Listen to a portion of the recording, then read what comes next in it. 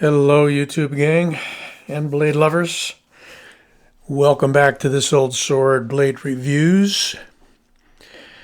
And a very unusual item for you today. This acronym here stands for Sniper Eagle, S-N-I-E-A-G.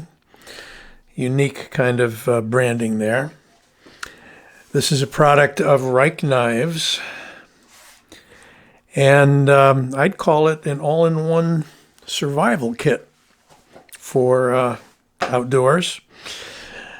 In a way, I don't know that anything can cover all the eventualities, but as far as getting game, cutting firewood, cooking the game, etc., small game that is, it's all contained in this package. And I had briefly shown this in a much earlier Rike knife review, but let's have another look at it because it really stands out as something very different in the world of knives. This handy pouch contains everything, and we're going to start with the main component here, which is the Sniper Eagle knife itself. It is aluminum construction and stainless steel. We're going to start with the most obvious part of it, the main blade. And the main blade, I believe, is 154 cm. I will verify that in the notes for the video later on, but I'm pretty sure I recall that it is 154 cm and not an Aus steel. We have a significantly large pocket clip here because this is a heavy item. But we got lots of other stuff to look at. So this main blade, by the way, is about 3.5 inches. Overall length with the blade extended is 8.5 inches. Liner locking mechanism. But let's look at some more interesting features here. We've got two blades on the side, and you can't get them out because they're locked by this button that's fairly stiff. And you also can't get them out if you don't get the blade lined up properly. There we go. You got to give this a very hard push. Probably could use a little oil, which I haven't done. Here we have a very aggressive saw blade. Double teeth, kind of like your wood cutting saws, your bow saws, what have you. I can attest to the fact that these are needle sharp and very aggressive. Now we push the button because that locks in place. We push this button to get it back in. And because it's flexible, that alignment is kind of critical there. We push the button again and we pull out a blade with a gut hook. So we have a fine blade here, and I think these are just rather pedestrian 440-ish stainless steel. Nothing's marked. There's your gut hook there. And a very fine point for caping, whatnot, taking care, cleaning the game. No longer a hunter I once was for small game anyway, but it's been a while since I did any of that. So those of you out there may be much more familiar with that. Now here we come to the real trick part of this whole thing.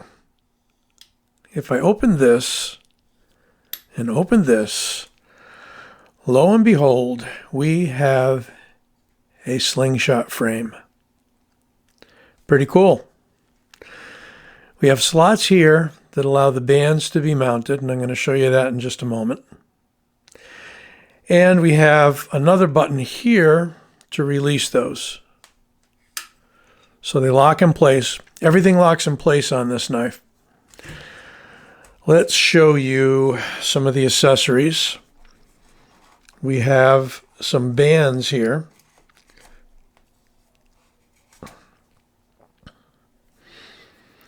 This is the double bands, which are more powerful in strength and delivery. And I'm not going to demo it because it takes about 3 hands, but I'll show you here once. If you stretch the tube, it will pop through into the hole for the slingshot. You would point the what would you call these, arms for the slingshot, away, so you're pulling back against the frame instead of against the joint here, so I'm told.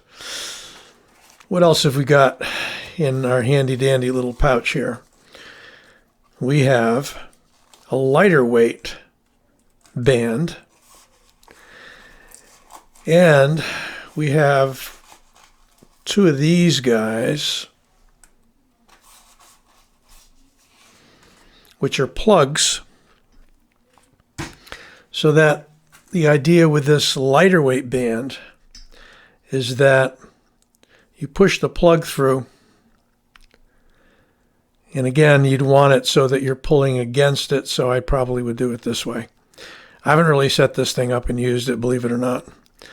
But when you push this through and put enough tension on there, it holds these bands in place. Not like that, of course. That's kind of a half-hearted effort.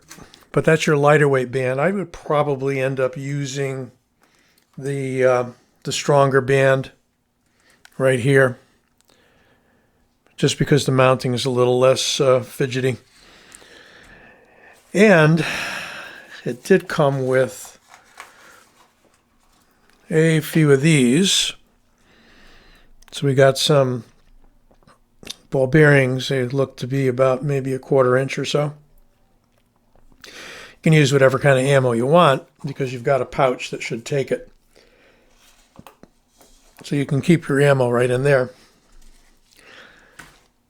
So that is the Rike Sniper Eagle.